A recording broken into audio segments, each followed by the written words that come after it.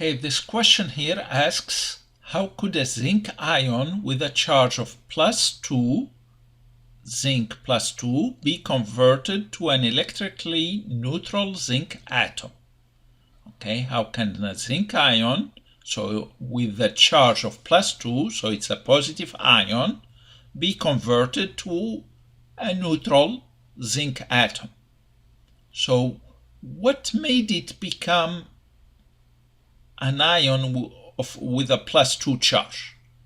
Let's look at ions. First, what an ion is, any atom that has a charge is an ion. So normally, atoms have an equal number of electrons, which have a negative charge, and protons, positive charges, making them neutral. In other words, the charges are balanced. Atoms that have either lost or gained electrons, making the number of electrons different from the number of protons, making it such that there is no balance in charge anymore, are then ions. Note, atoms can lose or gain only electrons. They cannot lose protons, they cannot gain protons. They can lose or gain only electrons. Now, metals, which are atoms whose valence band usually have only a few electrons, they tend to lose those electrons and become positive ions. Like in this case, zinc, a metal. So what made the zinc an ion is the fact that it lost electrons. They become positive since the number of remaining electrons, the negative charges, is less than the number of protons, positive charges. So in the case of our question, we have less electrons than protons. That's why it is a positive ion. So to get it to become neutral, a neutral atom, we need to remove that deficiency. So it lost already 2 electrons. That's why it is a positive ion. So what we need to do is bring back those 2 lost electrons. Bring them back by adding 2 electrons.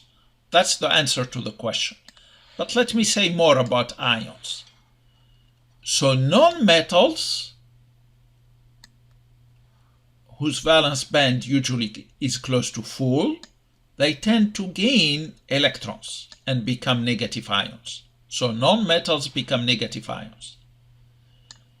They become negative again since the number of electrons is larger than the number of protons.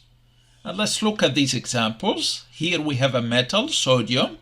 It has an atomic number of 11. So naturally, I meant to say, the number of protons is also 11. Atomic number and the number of protons always have to be the same.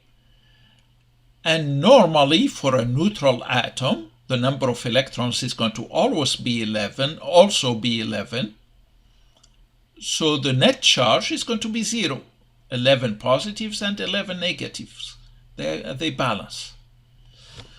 When it loses that electron in the outermost shell, that's red in here, it's going to look like this. That outer shell is missing. Now,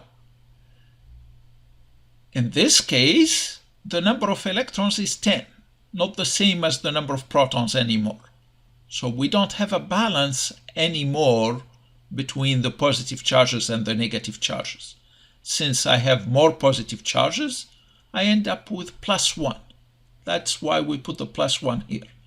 So it is a positive ion because it lost an electron. To get it back here, I need to add an electron. In the other side, chloride has an atomic number of 17.